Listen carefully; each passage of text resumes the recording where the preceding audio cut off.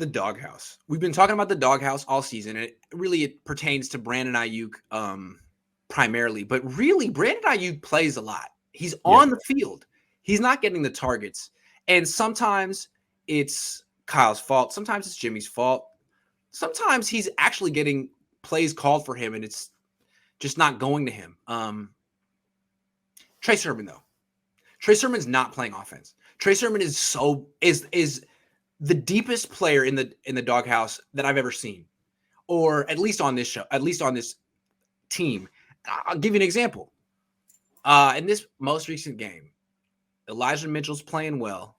JaMycal Hasty comes back from being on the IR for a month, and they give Hasty all those snaps over Sermon. What does Hasty do? Well, he trips trying to catch a ball. He basically is freaking awful.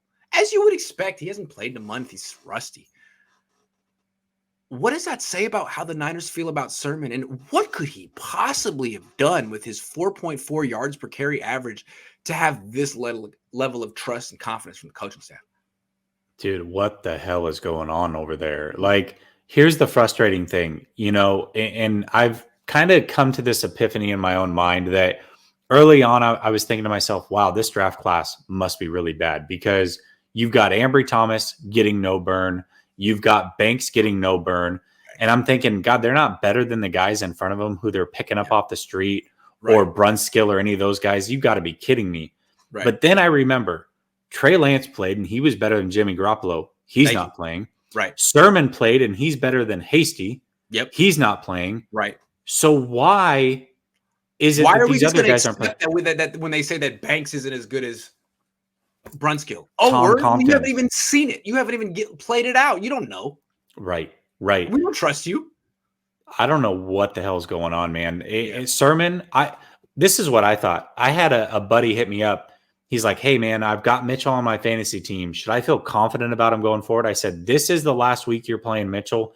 Going forward, he's going to be splitting with Sermon, and Hasty's going to cut into that. Mitchell's not the guy anymore. Boy, was I wrong. Sermon got no touches, and he got none against Arizona. He was drafted to play with Trey Lance. I believe that because Trey Lance, they can run the read option. They can do all those things. I thought he was drafted to play with Lance, yet when Lance played, he got like one carry in that game. I don't know what's going on. Sermon deserves better than this. He deserves to play.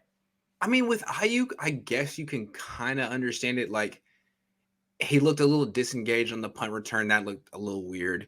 And he's definitely not as fast. He doesn't look as fast and as quick as he did last year. He looks like he got a little too muscled up in the offseason, and it affected his, I don't know, it's just his athleticism.